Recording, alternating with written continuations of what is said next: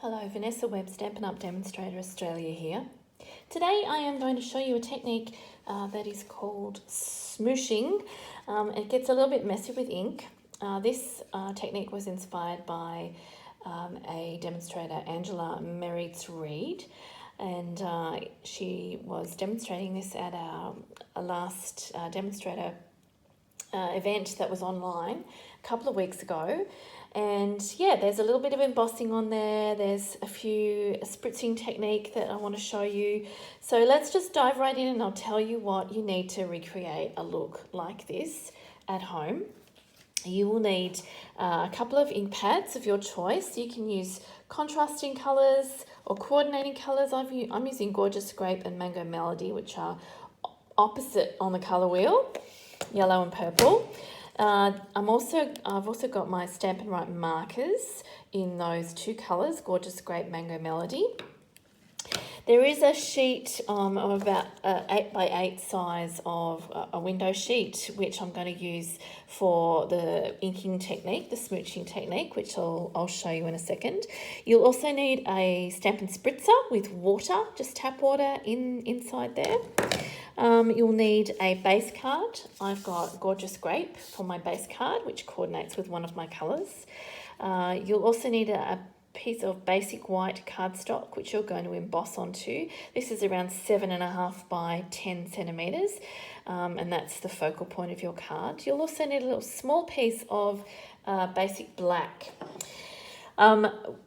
The embossing powder that I'm using is the white Stampin' Emboss powder, and I'm going to use the Versamark for the ink so that my powder will stick to it before I heat it and melt it. So yeah, I'm also going to grab some of the Baker's twine to just finish off my card, and I'm using the basic white Baker's twine from the Essentials pack, which you can get in the annual catalogue. And all of the ingredients that I'm using will be down underneath this video.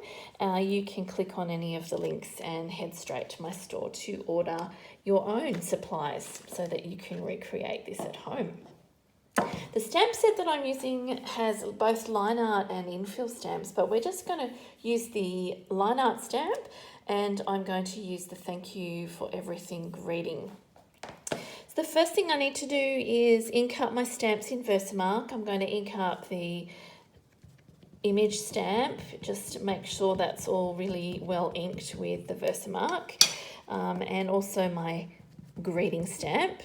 And I'm going to stamp my greeting onto the basic black piece of cardstock, and then I'll get that white Stampin' Emboss powder on there straight away before it dries. The other image I'm going to stamp next, and then I'll just pour my powder that's on the black over the top of that. Let's make sure that's nice and wet, and I'm going to plonk that down there. Just make sure that the ink transfers well to the cardstock. Now you can't see that, but when I get the embossing powder on there, and also when I melt the powder, you will be able to see the image a little bit more clearly, and you'll know where to direct your heat tool. It's really important that you direct your heat tool to where the powder is and melt it completely for this technique to work. I'm just going to give that a bit of a flick on the bottom. All right, so this is ready to go, and I'll just heat my greeting to melt the powder.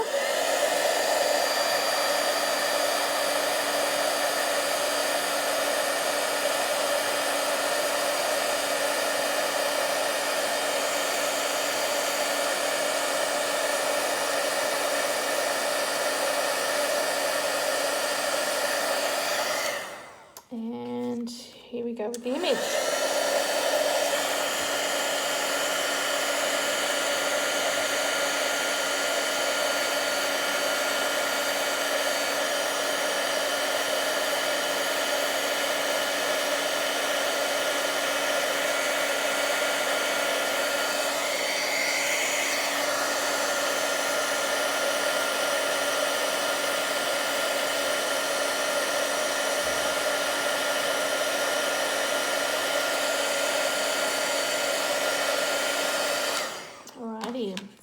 that's done. Now what I'm going to do is grab my window sheet, which is sitting here. You probably can't see that super well, but it is here. And I'm going to get my 2 ink pads. The first one is the Mango Melody, and I'm just going to open the pad like that, and straight down onto my window sheet I'm going to press that open pad so that you get a good amount of ink on there. And second, I'm going to grab the Gorgeous Grape and do the same. So I'm just going to stick that just underneath like that.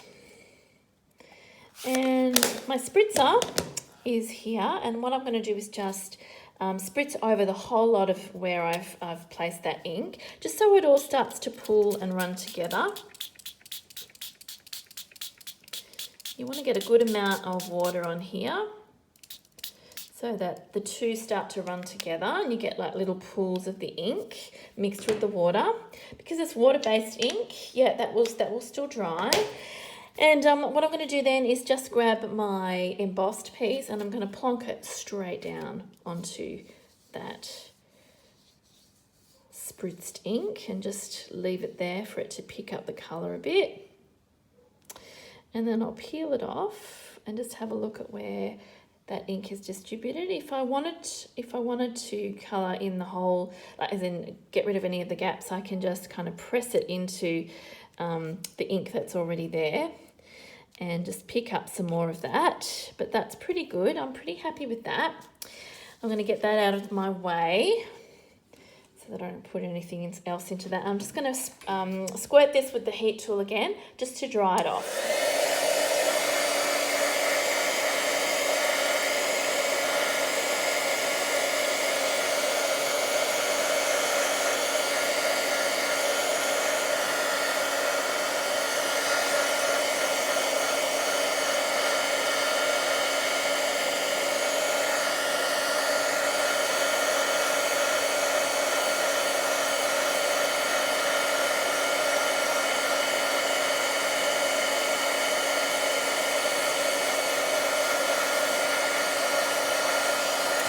On the underside as well.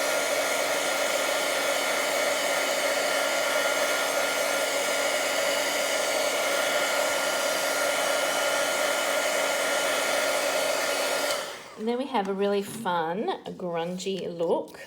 If you want to add a little bit more of a layer, an extra layer to it, you can actually use your Stampin' Write markers as a spritzing tool, and Angela demonstrated this on her video. You just need to remove the lid from the paintbrush end of your Stampin' Write marker and then give it a bit of a flick like that on the inside of the lid, and you'll get a bit of a spray of ink onto the surface. You can also grab the softer colour and just add a little bit more down the bottom or around about. The embossing will still resist this part, but it actually, I think it adds another layer, another dimension to this piece that's going to go on the front of the card. So there you go, there's my spritzing. And you can also add some other embellishments if you want to. On my original card, let me just bring it in and show you, I actually added some pearls, and that's what Angela used too. I thought that looked really pretty. So what we're going to do now is leave that to dry a little bit more, and we're going to cut around our greeting. This is a technique that I have been using on lots of my cards lately, and I've noticed that it just helps a greeting to stand out really well. And you don't have to be that exact with your cutting out, just a couple of millimeters away from where your greeting has been stamped. And it's easy if you leave your scissors pretty much facing the same way and you just rotate your bit of cardstock that your stamping is on, and you'll find that it's super easy to cut and super quick to cut around a greeting like that and then have it ready to go onto your project. So I'm just going to finish this off, and then what I'll do is I will add some dimensionals. I'll add some of the mini dimensionals behind this greeting so that it's ready to go on the card. These are super handy for sort of odd shapes and smaller shapes. when you want to sit them up a little bit on your project. So I've just got about 3 or 4 dimensionals there. I'll stick with 3. And then I'm going to leave that there. And what I've done is I've actually grabbed a couple of strands. I've spliced the baker's twine, so it's a little bit thinner. And I'm going to just wrap that around a couple of my fingers.